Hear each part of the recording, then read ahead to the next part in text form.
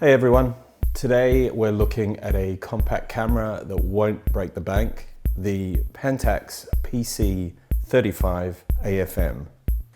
This is a camera from the very early days of autofocus. It came out in around 1983 and it was an update of the earlier PC35AF. What it is a very chunky autofocus compact camera with a 35mm lens, which opens up to 2.8. So it's a really impressive lens for an early 80s autofocus camera. It opens with this wonderful clamshell movement, with this great color scheme. The body of the camera is black with these little red touches for the buttons that you're going to need to press the most, i.e. the door opening switch and the shutter button. That little beep that you hear when I'm shooting the shutter button is a reminder that the camera thinks it's probably a little dark. I've set it to 100 ISO, probably is a little bit dark for that, but fear not. This camera has a flash, and there you go. You're ready to take pictures in festivals or nightclubs or anything where you want to use flash to brighten up a scene. The first thing that you'll notice about this camera, if you were to pick one up, is the size and the weight. I mean, it's not much smaller than a small SLR camera like a Olympus OM2, to be honest. It's really chunky. Part of that size is due to the motor used to wind the film on and to rewind. Like a lot of cameras of this age, it's not the quietest in operation because of that sort of early technology for motor winds, which tended to be a little clunkier and certainly a lot louder than the ones in the 90s and 2000s.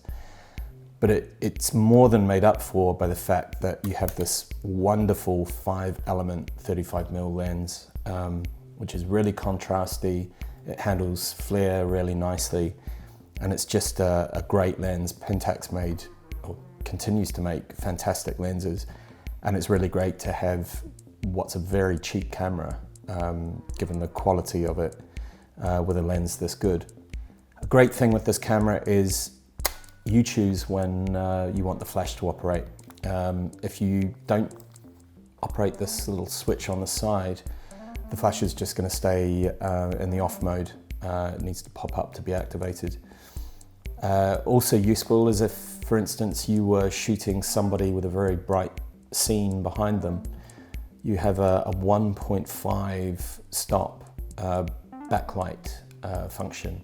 That means that the meter won't be fooled by the very bright scene in the background, and hopefully that will help the scene in the foreground be exposed properly.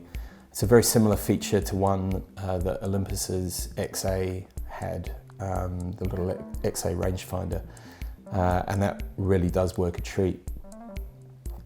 The camera has 4 ISO settings, 100, 200, 400 and 1000, which is pretty common for compact cameras of the day. Now, if you were to put in a normal film that's DX coded, then the camera will sense that and will expose the camera at that DX coding, no matter what you choose here. But if you were to put in a film which doesn't have DX coding, for instance, mono, or some of the other sort of boutique film brands, films that have been bulk loaded, you can push process that or pull process if you want. So you could put 400 speed film in and push it up to 1000, and that will help you get much more accurate exposures in low light.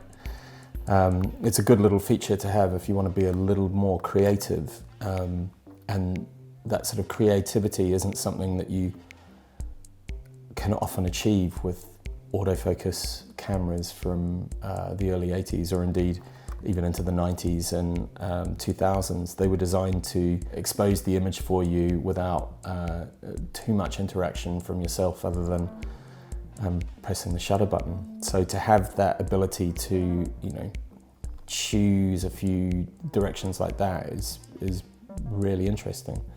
I've had 3 of these cameras over the last few years. I was recommended to get one when I was on a podcast with Neil Mystery, who's a film photographer who lives on the south coast of England, and he'd said that he felt that they were the next, you know, cult camera because they were still very, very affordable. Sure enough, a month later, I find one of these at Photographica, which is a big camera fair in London in May. It was £15. So I took the plunge, and after a few rolls, sort of developed them, and I was blown away with how fantastic the images look. We're going to take a look at some of them on the video right now. So as you can see, I've used this camera with all sorts of films from, you know, high contrast black and white to cross-process slide film.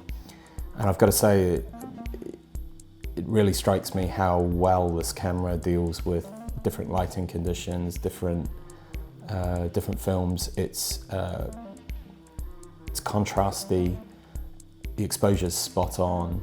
It's a really, really capable camera for something that was built, you know, when this technology, the autofocus technology, and even, you know, some aspects of auto exposure were pretty much in their infancy.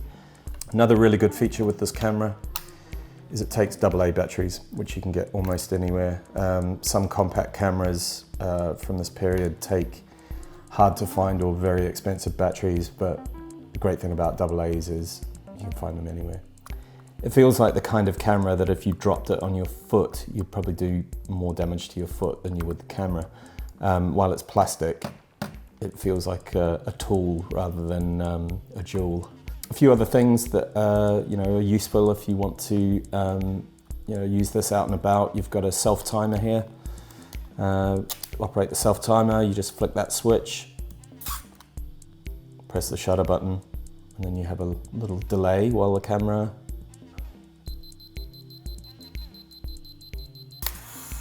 there we go.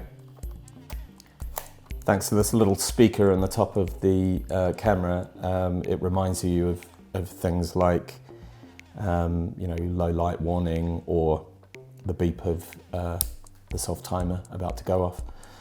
All in all, a really interesting, bulky, compact camera that's, you know, a real steal still.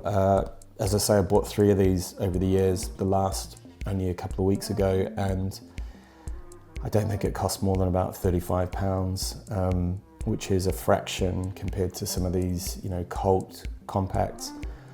I'm not the kind of photographer who would feel comfortable, you know, throwing a £1,200 compact into my camera bag and taking it away for a weekend.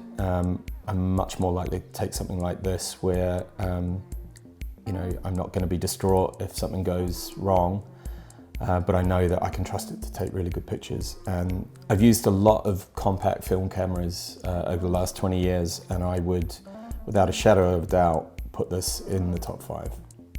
So if you're looking for a compact camera that, you know, doesn't necessarily have to fit in your front pocket, then I would definitely recommend this. Just a few reminders of some of the features you have. You have a wonderful 35mm f2.8 lens, 5 elements, so it's really sharp. f2.8 means it can still give you an accurate exposure in quite low light. Solid construction, a flash that's only activated when you want it, a backlight function, which means you can take accurate exposures with a very strongly lit background, a self-timer, and the ability to choose an ISO with certain films, i.e. ones that don't have a DX coding.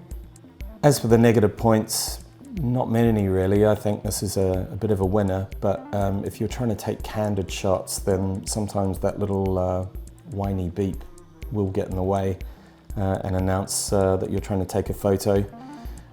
And the other thing I would say is it's not really the most compact camera.